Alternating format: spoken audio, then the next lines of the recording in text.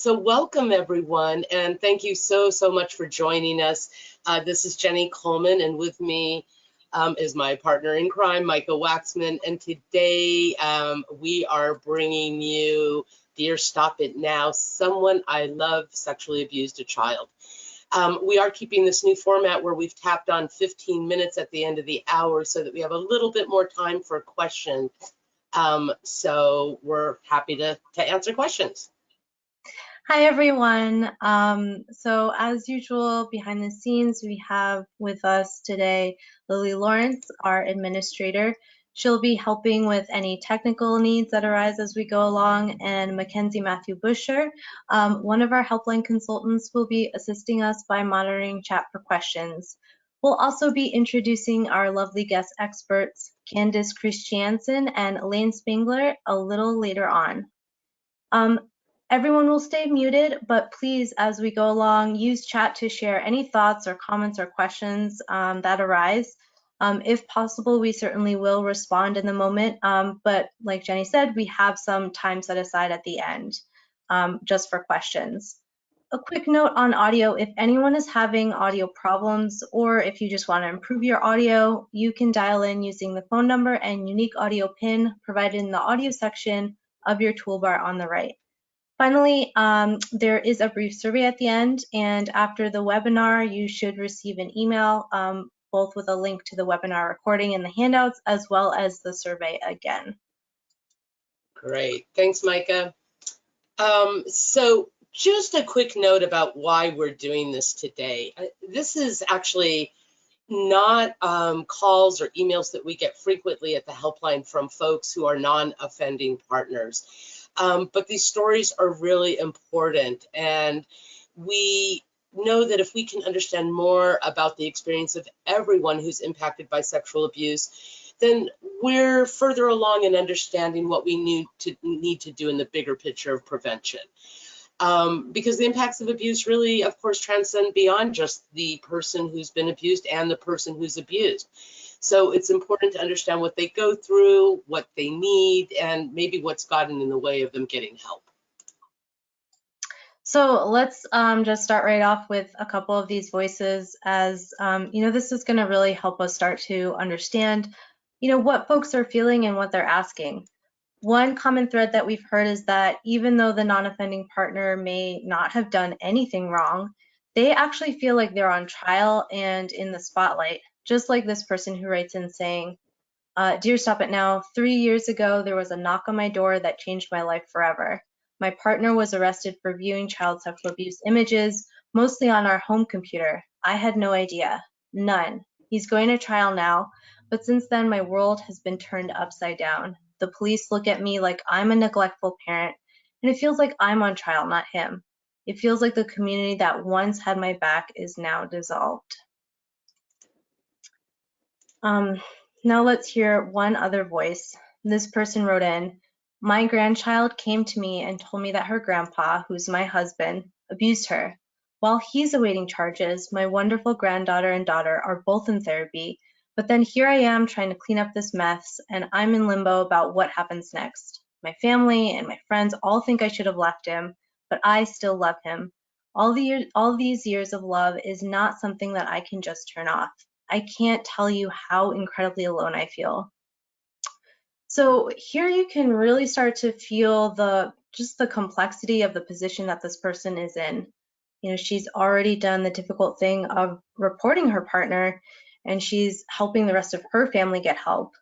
But rarely are things as simple as some of the black and white opinions that other folks may have about her situation. There's a lot of gray and a lot of challenging feelings that this person is having as they navigate their next steps. Yeah, thanks, Micah. And, there really is very little resources or research. It's just so grossly inadequate. Every time an adult sexually abuses a child, there is someone else besides that child who is affected or who will be affected once the abuse is discovered. And, while there's articles and research on the non-offending parent of children who have been abused, there's just, again, very little that addresses a non-offending partner's experience, particularly of women whose partners didn't abuse their own children, but abused online or in the community in some way. There's also studies and articles that focus more on non-offending partners from the survivor's point of view, who, naturally may be feeling equally betrayed by the non-offending caregiver or parent. And there's studies that address one of the most frequent things we hear about: how could they, the non-offending partner, not have known, with a healthy dose of blame thrown in. We're learning more about the particular kind of experience and grief in these situations, and we'll hear more about disenfranchised grief in a bit. And we know that the relationships and resources we can offer the non-offending partners is vital for healing all around.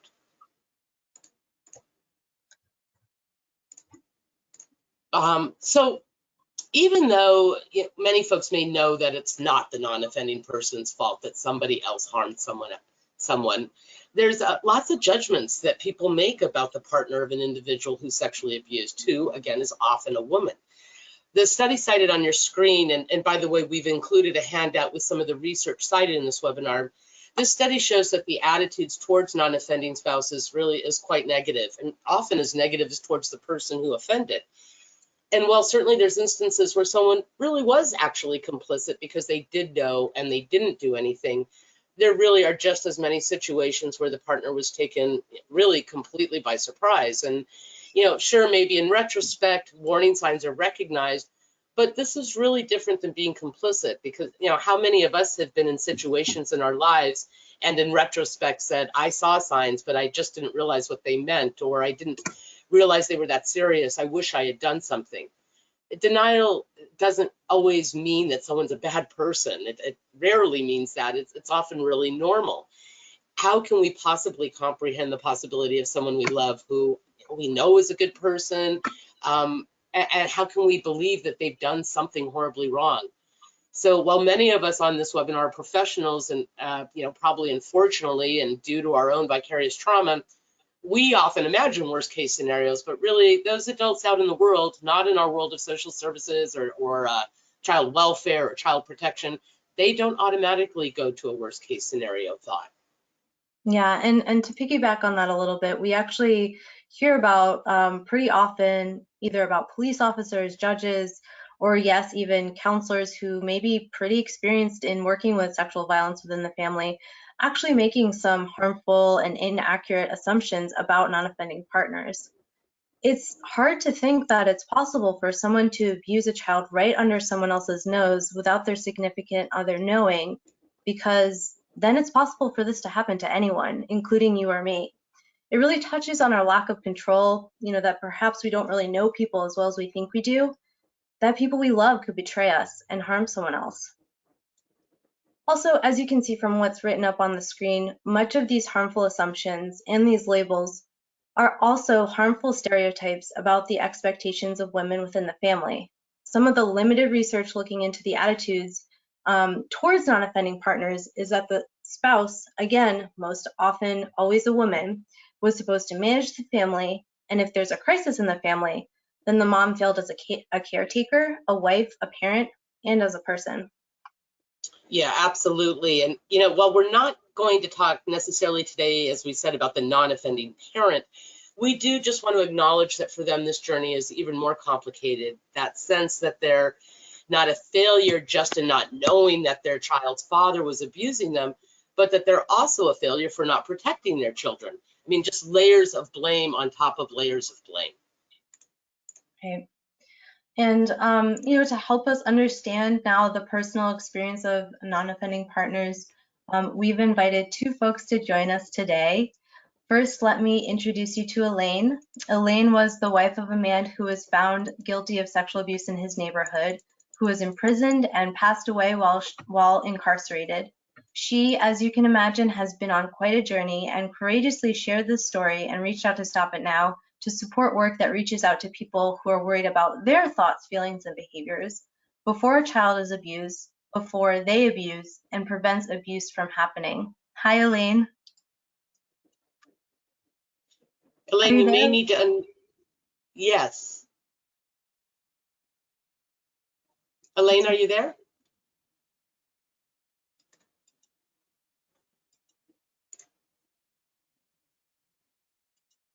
There, it looks like she's in. Oh, Yes. yes, great. Hi, Elaine. I didn't realize I had to unmute myself. Oh, no worries. Thank you for joining us today. Well, I'm glad to be here. You know, 10 years ago, I knew very little about child sexual abuse. I had no personal experience with it. I did not know what red flag behaviors displayed by many potential abusers were. And like many in our society, I did not realize that most abusers are not monsters, as I had previously been told. Uh, I've learned, however, that they are everyday people from all walks of life. They are people that you most likely know and meet every day and would never think that they would choose to abuse a child. They are people Yeah. in our families, like Dennis, my husband of 35 years, who at age 63 um, chose to sexually abuse two adolescent boys. He's a former military chaplain and minister, a well-respected member of the community, a loving husband, father, and a kind, generous person with a very punish sense of humor, I might add. Um, Unfortunately, he was not able to openly admit that he had a problem and needed help to deal with his sexual feelings and thoughts about children. Eventually, he sexually abused several adolescent boys. And of course, as you can imagine, it was a shock to our family and friends. But as was mentioned just previously, as I look in the rearview mirror with my eyes wide open, I can see conditions for abuse developing gradually. And I realize now that there were opportunities for my husband and others, including myself, to respond to these warning signs before the actual abuse occurred. Throughout our marriage, Dennis was always a kid at heart. In his younger years, he served as a Boy Scout leader. He had always been drawn to and was good at relating to adolescent and teenage boys. And I had always seen it as a positive quality with no ulterior motives behind it. He was always that way to me.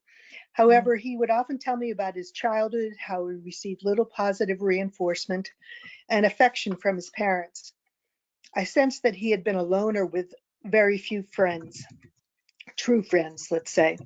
As a result, I always thought that he was sincerely trying to be the friend that he never had when he was young to many of the youth with whom he came into contact. But things began to change once he retired from the ministry. It was not a sudden or drastic change, but very gradual. He began to follow his dream to return to his roots in aviation. He was a licensed pilot. He was an excellent pilot and became eventually a flight instructor, which boosted his self-esteem immensely. Eventually, some teenagers were included among his students. Also, we lived in a neighborhood with lots of children and teenagers. He took particular interest in one 10-year-old boy who did not have a father in his daily life. He would often get together with him to watch a movie or take him for a short flight. But as a familiar, trusted adult in the community, at the time, no one saw, or at least admitted that they saw, any reason to be concerned. Eventually, I began to suspect that something was wrong. I began to notice that the attention he was showing to our neighborhood youth was becoming increasingly more frequent and included an overnight camping trip. All this was with his mother's approval. At one point, he took him to a movie, but did not invite our own daughter. And I think this was the turning point for me, for my awareness that, and I was actually angry that he was neglecting our own family at the expense of this neighbor boy. I now recognize that that should have been a big red flag for all of us. I would ask him if everything was all right, and he would assure me that it was. I've learned that I needed to ask more specific questions. However, my suspicions were confirmed when the local police came to my door asking for my husband, just as the lady in our example. When they first arrived, I had no clue why they were there because they would not tell me anything.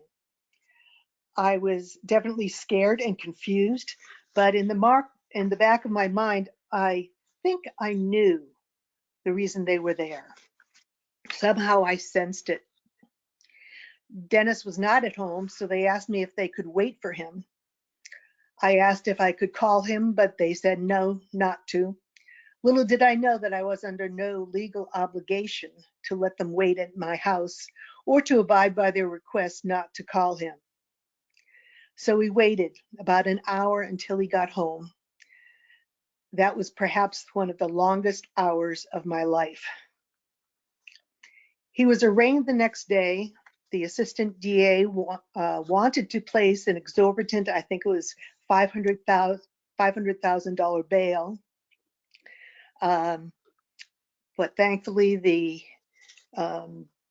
district judge knew my husband and set a more realistic bail. In the following days, the story was on the news, in the television, and in the newspaper. And as he was portrayed as a monster, it was very difficult to watch the news or to look at the newspaper and to see his face and the words that they used to describe him. He received many phone calls and knocks on the door from reporters. And this perhaps was one of the scariest things for me because my husband was petrified. He was still dealing with the whole fact of being discovered, I guess. And he felt very threatened by the reporters, so much so that he came close to taking his life. However, he did call on a very good friend of his who came to his aid. I myself had to go back to teaching. I was a 6th grade physical education teacher, so I was not really available for him. So that's kind of in a nutshell what happened. The legal process itself took about 8 months. My husband accepted a plea bargain of 8 to 20 years. So that's about it as far as a summary. I hope many of you wrote or read the online version of my story, which has a little bit more detail. Back to you, Jenny. Thank you so much, Elaine. Yes, I want to let folks know that your story of courage is in their handouts, and we can't appreciate you enough for the honesty and just what you went through. And I know that in some ways, as you tell the story, it's about your husband, and we're really curious about your process. And so I appreciate you starting to shed some light onto that.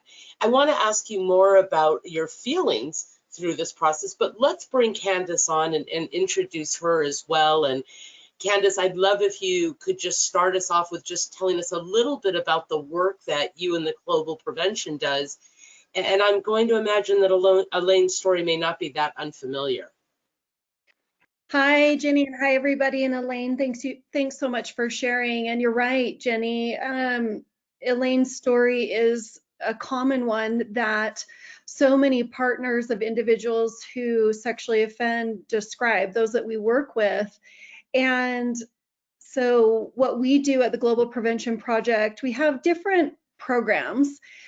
And one of the programs that or areas that we address are partners of individuals who sexually offend, whether that's through a contact sex offense or so hands-on or non-hands-on, such as downloading, distributing child pornography or online solicitation of a minor.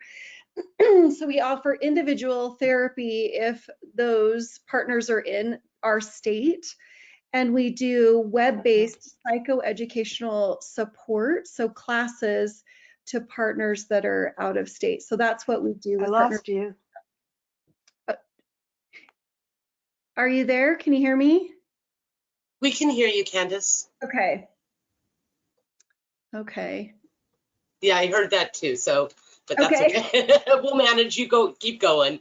Okay.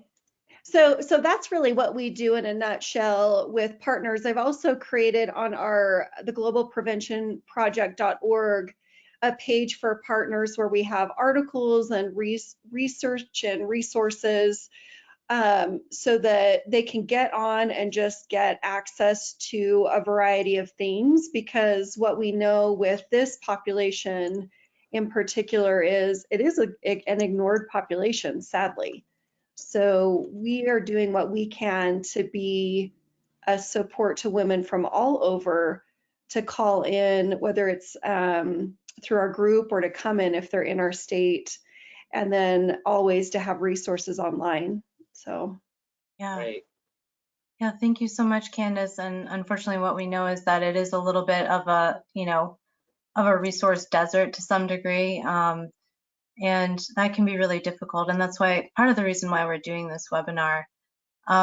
So we're showing some of the questions and experiences on your screen, and maybe you hear this a lot with the folks that you work with, Candace. But what we find primarily is that there is really a need to understand the why. Why did my partner abuse a child? Because so much of an individual's previous life has eroded, and they have to quote unquote rewrite memories and relationships within the context of this new knowledge. We know that there's a lot of guilt for folks in this position. These are most often good people, and in order to have a sense of control, perhaps, they commonly blame themselves, thinking, this is my fault, I could have stopped this if only I ... So Candace, what have you experienced when working with spouses and partners as they try to understand what happened? What are the questions you see folks asking themselves, and how are they processing that? well, there's partner betrayal for sure. Mm. And it's so complex because a lot of the partners that we work with love somebody who not only has sexually abused, but they oftentimes find out at the same time that they have sexual compulsivity, and or a porn addiction. And someone so comes in, they're in fight or flight. If there's a he said, she said, I would bring in a that's she said. interesting. Can you hear There's a that? reason for that. I do. If there's someone who is unmuted, sorry, everybody. Now, there's a pain in America.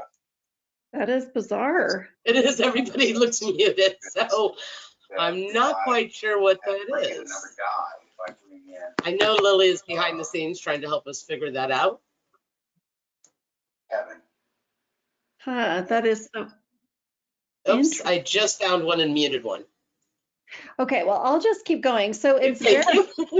very complex. And I think that's one thing that, when I say to partners who describe this experience and feel so much guilt and shame, and why me, and why is this happening to my family and my life? And, and will describe not sleeping, having nightmares, feeling like they're to blame, guilt, shame, questioning, flashbacks of when the police came, the pounding on the door. We'll talk about the post-traumatic stress that so many partners experience. This is really, and the anticipatory grief, that so many partners feel, where there's this pending doom. When is the next shoe going to drop? And it's ongoing, especially when it's blasted all over the media. And so the partner experiences the attack as though they have sexually offended. I know you talked about that in the beginning.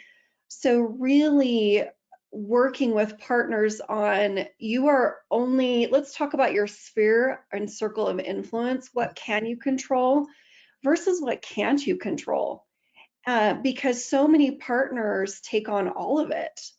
And I will say that a lot of partners also have stepped up through this process, and they actually provide a lot of resources to the other partners. And I think that's because, as you talked about, there is this desert where there's a lack of information. And so again, but taking on that responsibility too, like we've got to educate other partners, we've got to educate the system. So it can be very exhausting. And then you also mentioned the disenfranchised grief, which is really grief that is not acknowledged by society, you know, Yeah.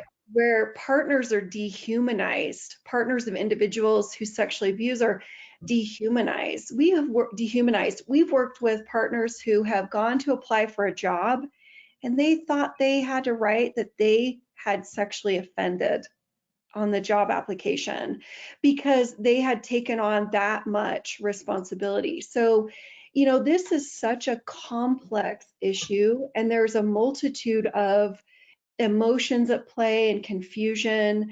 There's a lot of questioning, and there's a lot of questioning throughout the entire process, which, like I said, can be years and years long.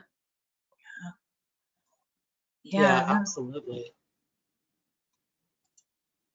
Sorry, we were having a little tech problems, Candace, but everything you've been saying is so important, and I really appreciate all that you've said about the misplaced blame and responsibility and the difficulty with grief. And it's just, I don't know, Elaine, have you been able to call back in? All right, Elaine is working on getting her call back in, so that's part of what we've been working on behind the scene. You know, so let's move on for a second, and when Elaine comes back on, we'll pick it up with her. But you were talking about disenfranchised grief, and you know, we know that Ken Doka has identified these 5 types of grief that folks are seeing on their screen right now as kind of different ways that this can be experienced. And it's not that any of them are silos within themselves. I mean, certainly this is never black and white, but I really like to dig in just a little bit deeper into disenfranchised grief, because I think that this is really key in understanding this very unique, experience of non-offending partners and parents. It is a really unique experience for these partners, and it's just sad to me, you know, that our society cannot acknowledge that this is a reality. It's sad that our society can't acknowledge that there is a family that's left behind, and I really want to point that out. There is an entire world that is left behind when someone makes a choice to sexually abuse someone else. And that parent, partner, children, they have to go through a healing and recovery process as well, and they deserve to have the space to do that. So it's sad to me that we as a culture say, okay, you know, this population can grieve, but no, you don't get to grieve because you've fallen or in love, or you love someone and you've been with them for 25, 30 years, and now you find this out. No, you don't get to have your process. And so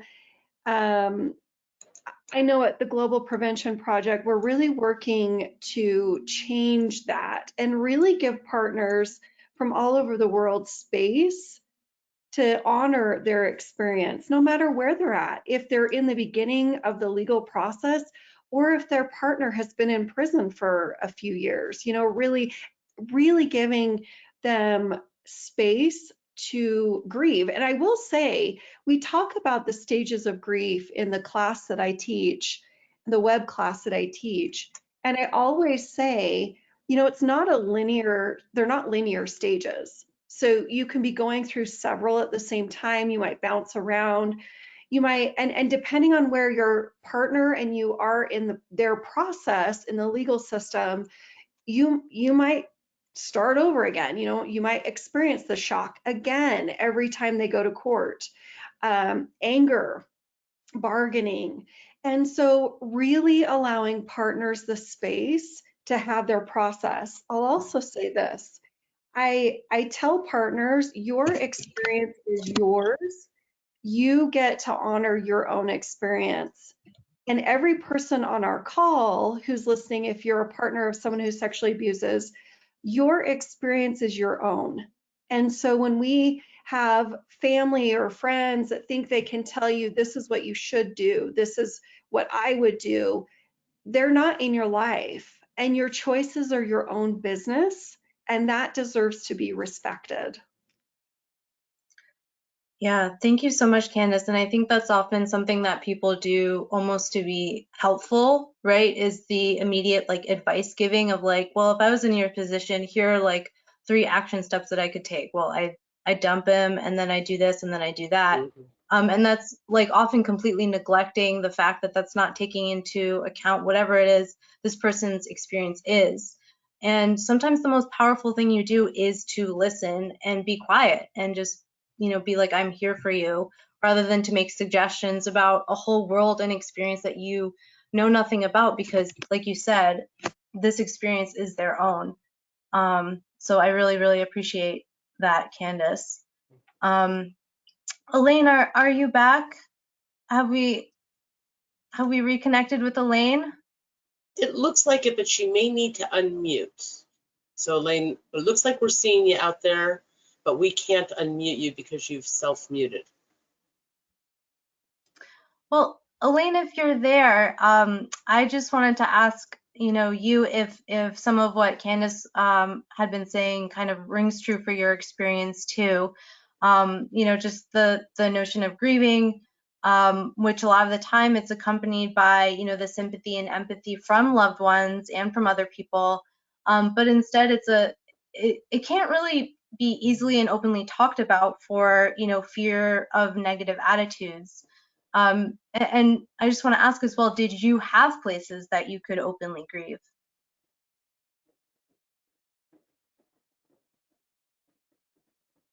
Uh-oh, I'm not sure we have Elaine with us. I'm not either. And I have to say, this is our 13th webinar, Micah. I wonder if we're jinxed.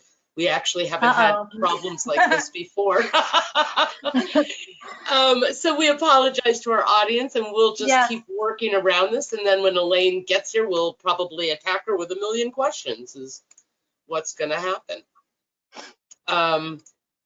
So let's see. Good thing that we're used to being on the helpline and going with the flow really quickly. So Candace, we're going to just keep moving forward. Thank you for taking us through this. And so, we do want to talk to Elaine when she comes back about the difficult conversations that she must have had. But, I can't imagine the conversation that parents must have to have or partners must have to have with, their best friends, their mother-in-law, their parents, the neighbors, the folks at their church or synagogue. So as you see by the screen, it just feels like there's a lot of decisions to make. What do I say? What do I need? What do people need to know? So how do we think about that? How can someone who's experienced this, whose partner has been arrested for a sexual abusive situation, what are they supposed to tell people about what's happened in their lives? Well, until Elaine comes on, I'll go ahead. I just want to say, there was somebody that said there is a true loss that happens with the family. The grief is real, and there's a redefining of the family, and that's absolutely true and valid. And I want to just validate that for the person who shared that on the chat.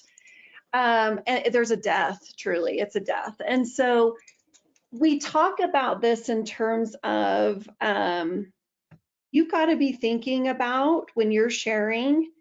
Okay, here's the challenge. If it's in the news, everyone's going to see it. And I will say this, we know in the media that there's always more to the story. And so sadly, what people are going to see, if your partner or loved one's sexual offense is splattered all over the news, that is what people are going to know and see. And so then it's a matter of doing damage control, which can be very challenging. One of the things that we talk about with partners is let's limit your time on social media, and those individuals who are not supportive of your process or your family's choices and process, you get to decide how much contact you have with them. With neighbors and acquaintances, you get to choose how much you share and what you share. You don't have to say anything. If they say, oh, we saw this on the news, okay, you saw it on the news. Hopefully those that love and support the partner and family can be understanding, but sadly, oftentimes we hear from partners, it is those closest to them that don't understand. It ends up being the partners in partner groups or on these chats, or the Facebook support groups that are able to say, I understand, I'm with you. So here's the challenge with children's schools. It may not be able to be kept private if it's on social media or made the front page of the news. And so to children, that one is so challenging. I cannot stress enough, everyone should be in therapy. Everyone should be in therapy, because to try and be the parent, both parents, manage the household, take care of the kids, do everything, partners get left behind. And so having the family, a therapist for you as a partner, a therapist for the kids, where you can go in there and talk with a neutral person to get support. So there can be this healing and recovery process happening throughout is so essential. Your workplace is going to be hard too, again, oftentimes because it is in the media. And so really, I think your business is your business. And if you're able to talk to your boss or superiors about, I'm going through this, I don't want to talk about it, it's not going to affect my work, or it is in some, I'm going to need to leave early for therapy or whatever, but asking for support, because again, it is your business. And you may struggle with productivity, but it is okay to ask for accommodations and support, especially because so many partners do have PTSD. And so, again, this is really a challenging one to navigate, because there is so much out of partners' control. And so again, what we work on is you may need to make your circle of support very small. You may need to limit the time you're on social media. I highly encourage that. You've got to find groups and supports where people do listen, where you are honored and supported for your experience as you go through this, because it is going to be, and it is very, very challenging, so much more than people even could imagine. Yeah, I'd like to say I can imagine, but I can't. I can't. I would imagine that there are a lot of relationships. There's a lot of change in personal relationships as well, that some relationships probably aren't able to continue, and perhaps some folks are able to strengthen some of their relationships. The folks that you've been working with, Candace, have you seen them have to let go of close relationships? Yes, I've seen or heard partners share about having to set really strict boundaries, as well as not have contact with best friends and family members, and thinking that, I could go to this person, I can trust them, only to find out that they are, 100% against their choices. And so that in and of itself, again, is a loss. There's so much that's Mhm. lost. And so partners show up, they're traumatized, they're anxious, they're depressed, they're going through the stages of grief, they feel so alone. And so having, just talking today and having partners listen to this, I know that there are Facebook support groups for partners. Like our program offers a partner group that'll be starting again in July. There are places, but that's really where partners have to kind of start over in building their network of support. So it's not just the shock and devastation of losing their spouse. Mhm. It's the shock and devastation of losing the life they thought they had, the relationship they had.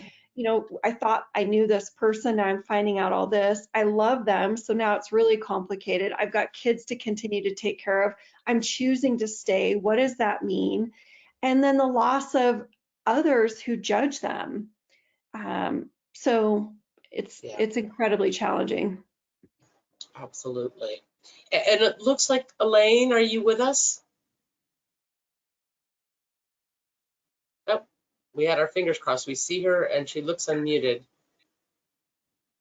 Elaine? Okay. Oh, I know she's going to be upset as well because I know we've all been looking forward to this.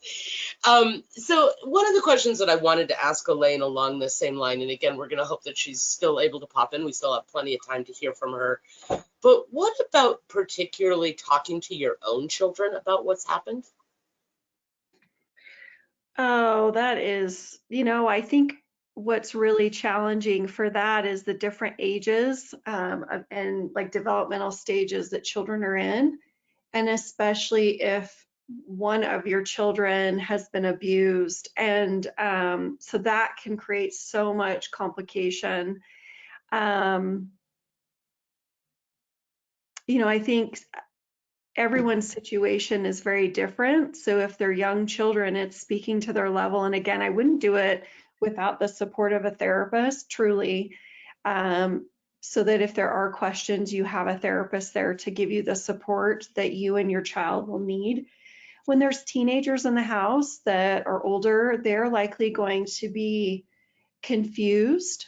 They may be confused as to why you stay. They may be angry because you've chosen to stay as the parent. They may be and likely are. And I'm speaking from, I'm thinking about a partner in particular who has had so much courage through basically what I'm describing, where, navigating the abuse of her own child and then the angry teenage sibling, the children that are really young that miss daddy, and how challenging that is. So I could say this is specifically what you say, but everyone's situation is different. I could say, your dad made a really horrible choice and this is what he did. However, each situation is different. So what I will say for those listening is there needs to be a therapist present to help with the crisis management of the situation, or someone that's grounded and stable that can help the partner, if possible, as there are discussions happening. And I don't know that I would bring all the kids together. I probably would encourage partners to, but partners might say, no, I think it's good to bring the whole family together to, perhaps start with each, especially if there's a huge gap, a 3 to 5-year-old, there's going to be a lot different of a conversation than a 15-year-old. Because a 3 to 5-year-old may only understand that daddy's not going to be living with us because of some things have happened. I love you. I'm still here. Daddy loves you. We are going to get through this kind of a thing. The 15-year-old, may want to know more information and have more questions.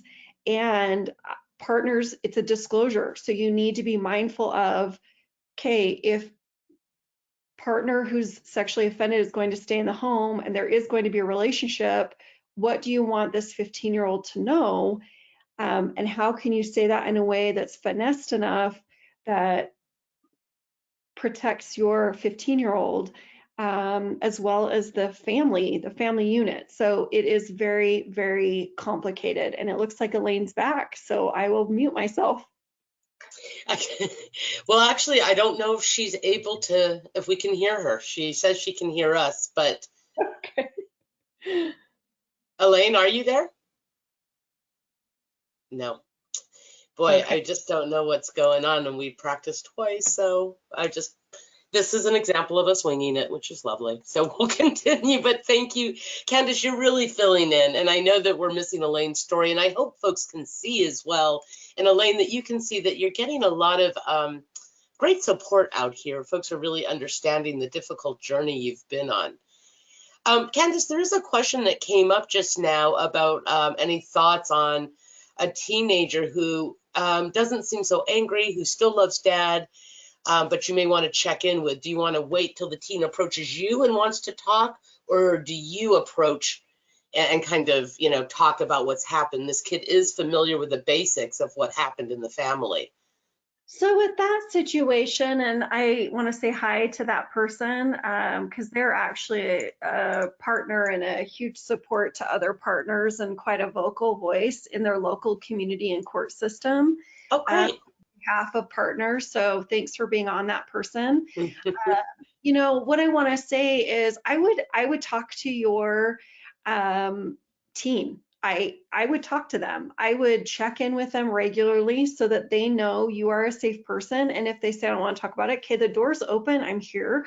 I just want to make sure you're okay. And if you need anything, I'm an open door. We can talk about this. So So you would initiate and not wait. Yeah. in that situation, I would. And I think they're definitely after something so tragic happens, parents, the partner needs to initiate with each child and then perhaps come together as a family to talk about, okay, these are our next steps. But we have to always be mindful of the stages of development, the ages of the children mentally, you know, how much information can they handle based on where they're at, and being really mindful and respectful. And I cannot stress enough, therapy is so important. It is so important. And having that support in these disclosure conversations and these check-ins is crucial. Yeah, we're big proponents of therapy and support as well. Absolutely. Yeah. Well, we're still trying to work on Elaine, so we're going to keep moving through. Yeah, and thank you all for being so patient and flexible with us today. We actually, you know, we don't have a lot of time to talk about navigating the system. Honestly, that could be a whole webinar in and of itself. But as you all saw in one of the first letters that we showed, one of the experiences that a non-offending person or partner has is really feeling like they're being treated like some type of criminal within the system. Although this may not be the case all the time, and certainly I hope it isn't, it's important that we understand what we all can do to make sure the system is as fair as possible to everyone involved, and that no one is labeled based on someone else's actions. Candace, I'm wondering if you could share with us any top-level advice for people navigating the system, either as a non-offending partner or ways that professional folks like our audience here, some of our audience members, you know, either clinicians or advocates or the myriad of other folks who are joining us today, can kind of prepare non-offending partners for this. Well, it is the legal system is very challenging for partners and family. I will say that based on hearing specifically from partners who go through the process and even have testified to, you know, on behalf of their family, I think the court system can be fairly biased to a partner who stays with the spouse who's abused. And so that can be an uphill battle. I will say there is someone on the chat that has done an incredible job in her state.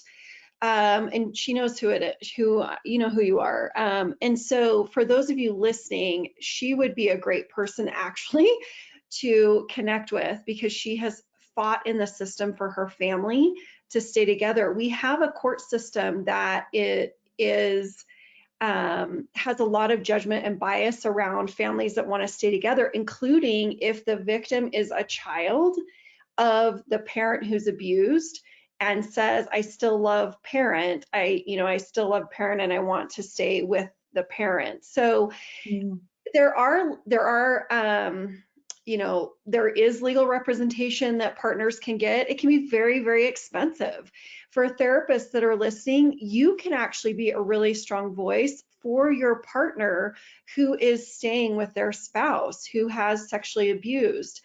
Please have the courage to write a letter to the court to testify on their behalf if you need to, if it is appropriate to do so for the partner that's saying, you know, I do want to keep my family intact. And if the court system says, okay, well, we need to hear from your therapist in terms of what's in the best interest, what their opinion is, a majority of therapists I talk to, and I am in the legal system just as a court advocate, and I do, I've been an expert witness and so on and so forth.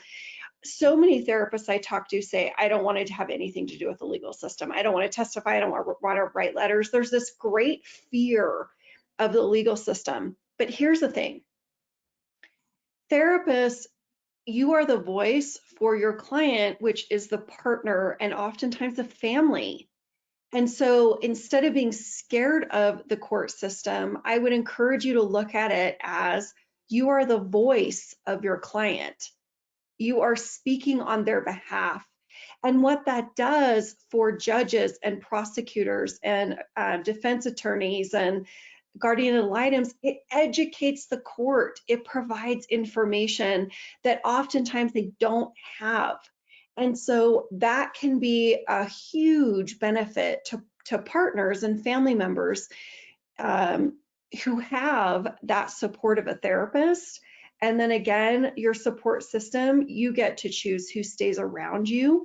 And it may be other partners, it may be the chats that I've talked about, it may be support group, folks in support groups, because you may not be able to rely on your family and your closest friends. Yeah.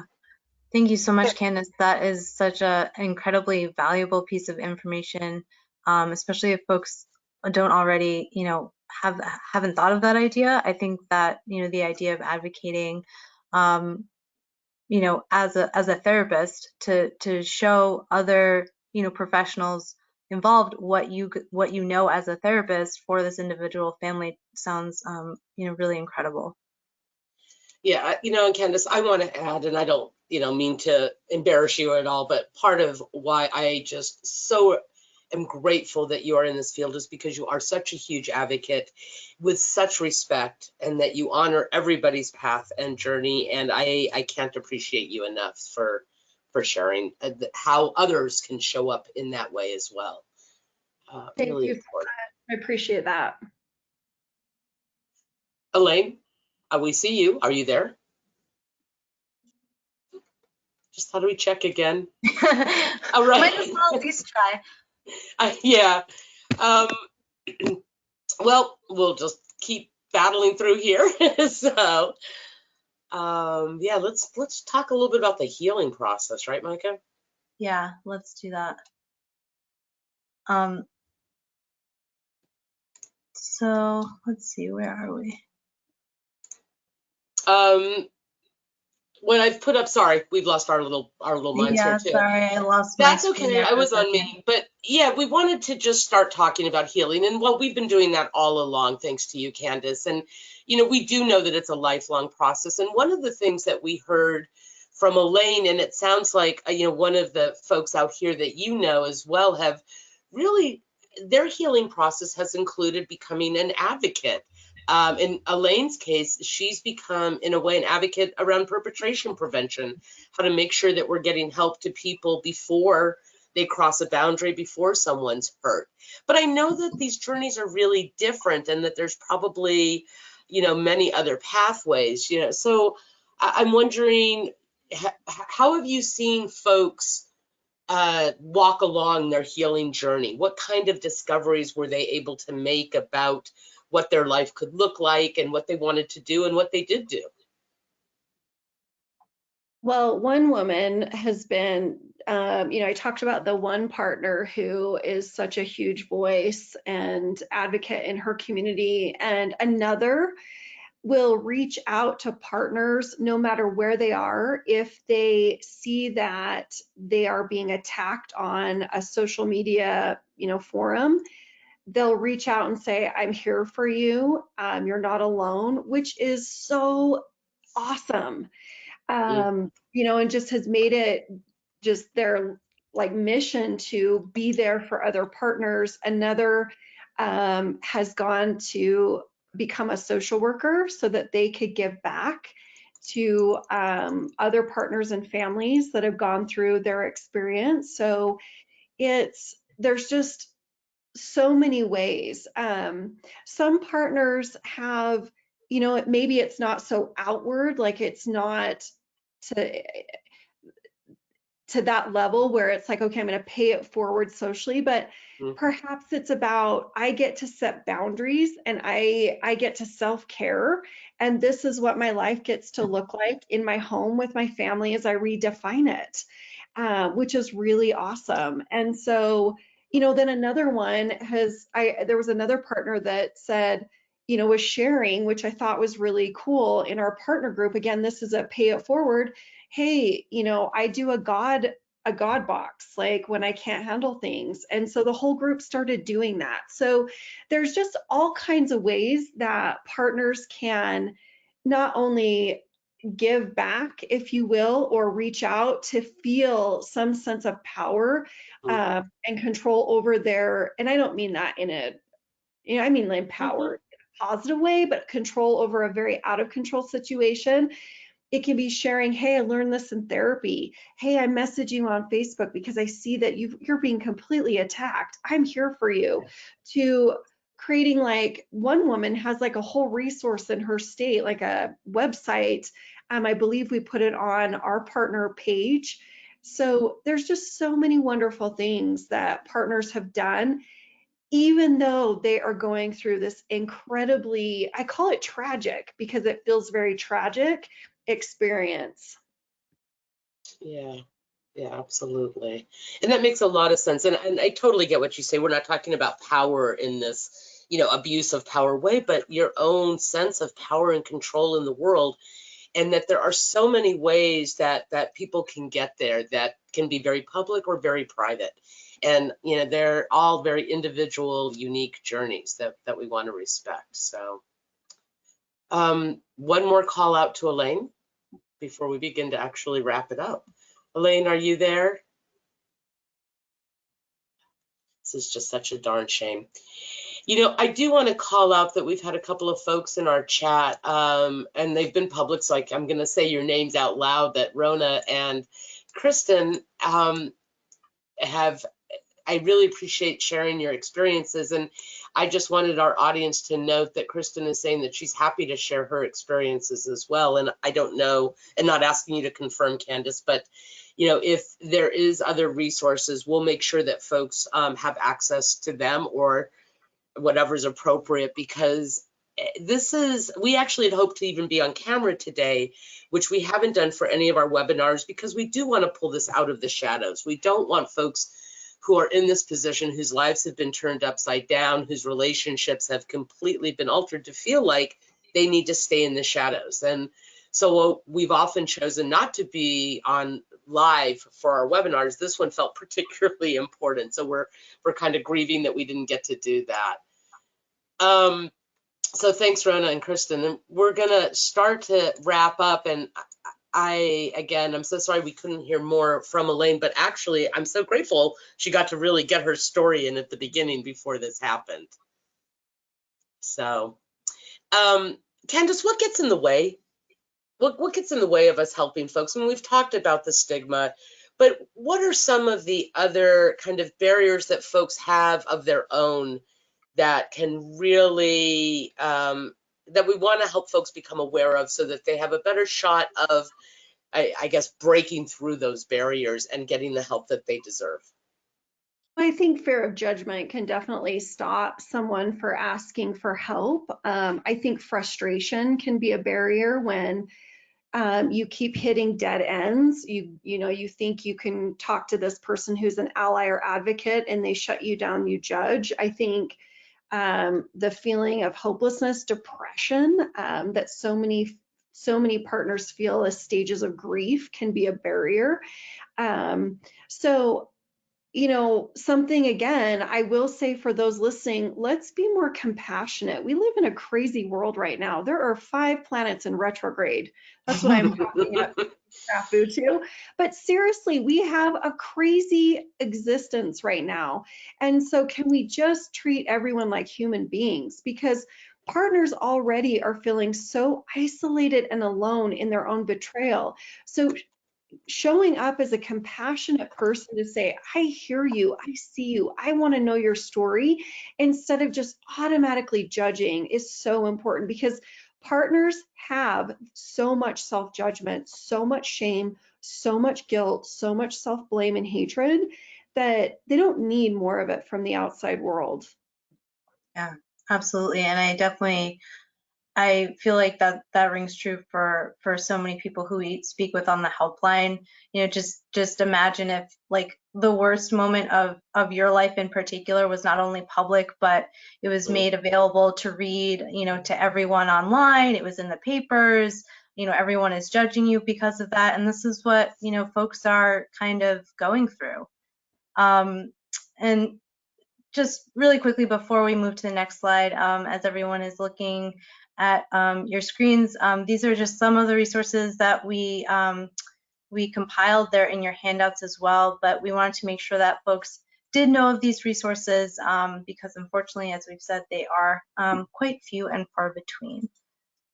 Yeah, absolutely. Absolutely. You know, before we move on though, Micah, Elaine can hear what's saying. For whatever reason, she's mute. But I do want to say to you, Elaine, if you want to chat in, one of the last questions we wanted to ask you is just, what do you want people to know? You know, so if you, I know that you're not going to want to chat out a whole speech, but if you had one or two main points that you're hoping that folks will take away in how they think about partners and spouses in this position, please chat those in. So we'll look for that and comment on that if we see that. So winding down, yeah. Yeah, so just winding down and wrapping up a bit. I know that we've already talked about, you know, the types of supports that are helpful and a little bit about what's not helpful as well. And up on your screen are just, you know, a couple of the supportive things that anyone can do if they know, if they care about, or, you know, even if they're just working with a non-offending partner. And I guess just the final question to you, Candace, would be the same one that Jenny asked Elaine, which is there, you know, one final thing that you would like folks to just take away from this webinar that's most important for them to know? Well, for partners that are listening, I want you to know that there is support out there, that you are not alone. And I just have so much compassion for you and your family as you go through this process.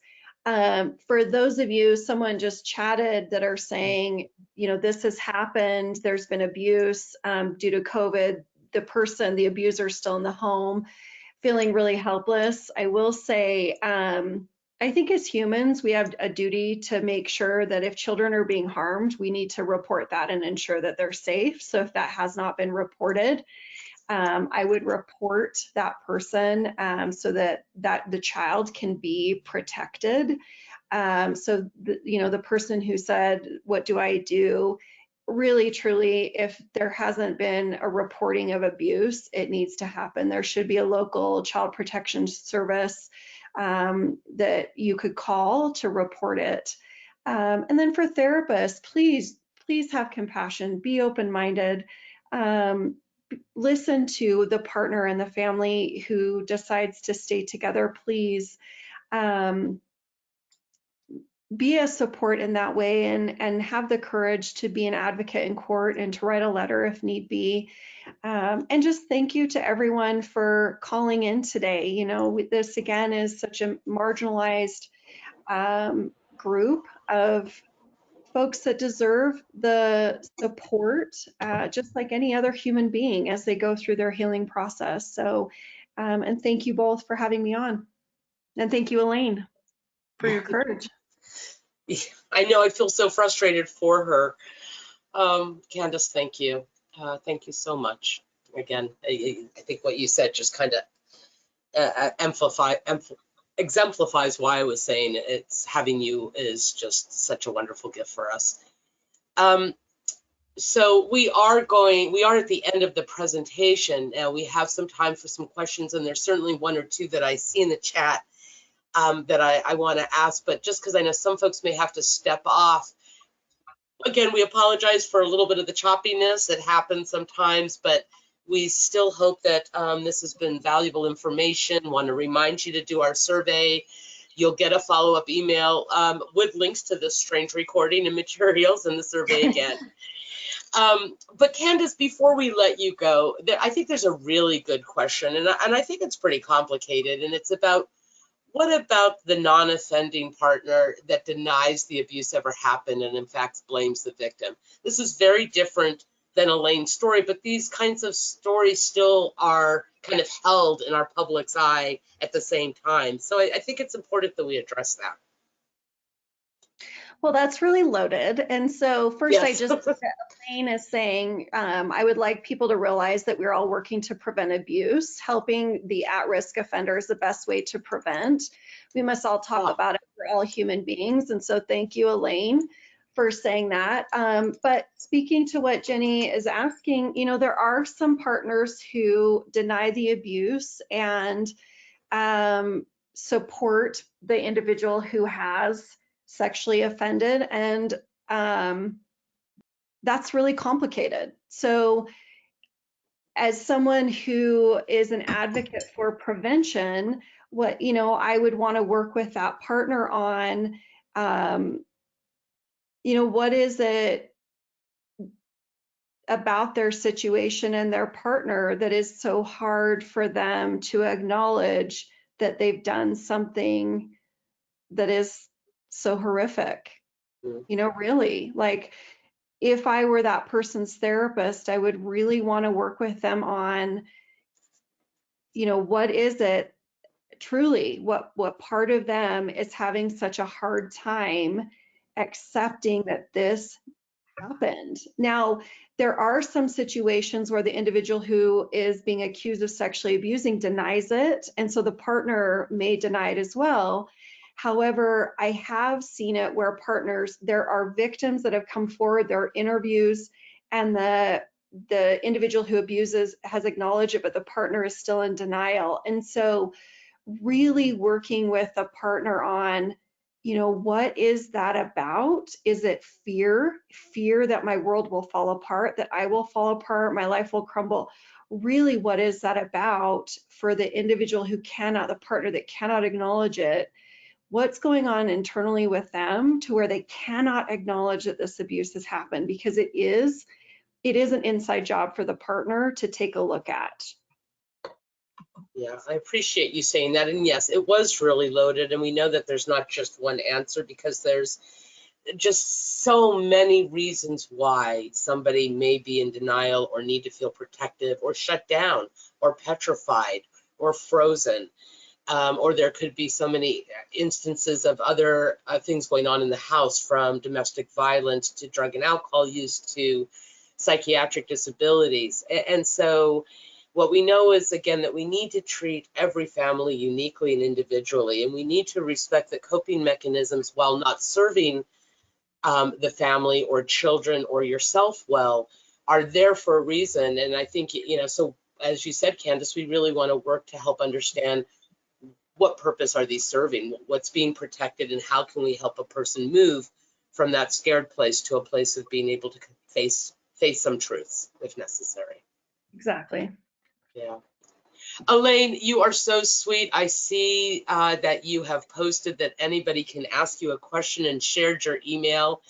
I certainly appreciate that. I'm so sorry to not have had your voice more, and I'm glad Candace checked up and saw that you were, you know, sharing your words of guidance and wishes for everyone. And we really do appreciate that. And shame, I believe shame is absolutely one of the biggest evils in the world, that we don't need as much shame as we cause ourselves, that we want to help folks move past shame in their life, because shame is debilitating. It freezes people, it isolates people. And when we can come to a place of both self-acceptance and we can show up in the world, even with faults, even with misadventures, even with traumas and crises, and tragic events, then we have such a better shot at having a wholehearted, full, happy life. So I think with that, I'm gonna go ahead and let us kind of shut down today. But I appreciate everybody who's been here sharing their personal stories and their support for Elaine and her story. And Candace, again, our forever gratitude for your willingness to be with us today. Thank you, and you're welcome. All right. Thank you so much, everyone. Stay tuned for our next webinar in just about 3 more months. We hope you're all staying safe. We're here for you with our helpline. If there's any questions we can answer, don't forget to look for that survey. You take good care and stay safe. Bye-bye.